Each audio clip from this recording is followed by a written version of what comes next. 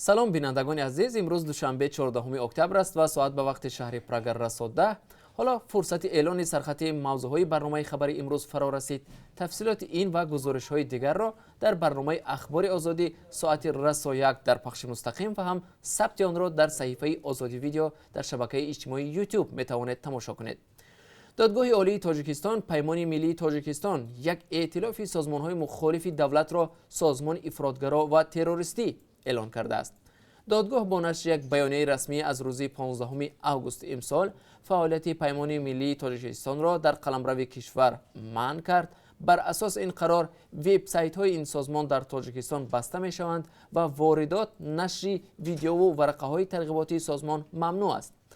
پیمان ملی تاجیکستان که ماه سپتامبر سال 2018 در خارج تأسیس یافت، از جنبش‌های مثل انجمن آزاداندیشان تاجیک، جنبش اصلاحات و رشد، اساسیاسیون مهاجران آسیای مرکزی و حزبی در تاجیکستان ممنوعی نهضت اسلامی تشکیل یافته است. دو ساکن شهر اسفرا در بازداشتگاه شهر بادکنی قرقیزستان بودند. مقامات تاجیکستان میگویند این دو نفر را مرزبانان قرقیز در موضع پل آفتابرویه بازداشت کردند. جانب قرقیزستان هنوز این خبر را تصدیق یا رد نکرده است، ولی در گذشته مقامات قرقیز بازداشت ساکنان را در این موضع به مرز شکنی ربط داده بودند. باعث جان بابا حسنوف و دلشاد کریموف در چراگاهی متعلق به قلمرو تاجیکستان از طرف سرحدبانها دستگیر شدند. قسمی از مرز تاجیکستان و قرقیزستان هنوز علامت گذاری نشده است. اکثر بحث های مرزی به گفته کارشناسان از نامشخصی در مرز رخ می‌دهد. امروز یکی از دادگاه‌های شهر دوشنبه محاکمه پرونده 4 بلاگر تاجیک را آغاز می‌کند. مقامات آنها را به غیر قانونی جمع آوردن و پهن کردن معلومات شخصی متهم می‌دانند. این اتهام از 11 تا 27 هزار سامانی جریمه و یا 1 سال کارهای اصلاحی را پیش بینی می‌کند. خود بلاگران میگویند که هدفشان نشان دادن مشکلات اجتماعی بود، نه پهن کردن اطلاع شخصی.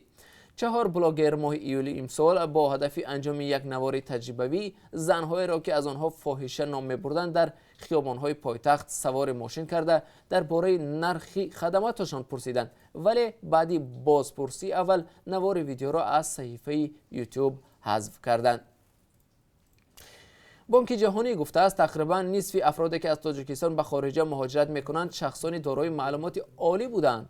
این معلومات در حال نشر می شود که قبول قانون نو در روسیه برای تقدیم ساده شهروندی به مهاجران صاحب کسب نگرانی ها را در دایره تحلیلگران به میان آورده است. تاجیکستان سالها باز با پدیده فرار مغزها روبروست. از کشور اساساً شخصان صاحب اختصاص و خصوصاً پزشکان و معلمان توسط برنامه امتیازدار هموطن به روسیه کوچ می‌بندند.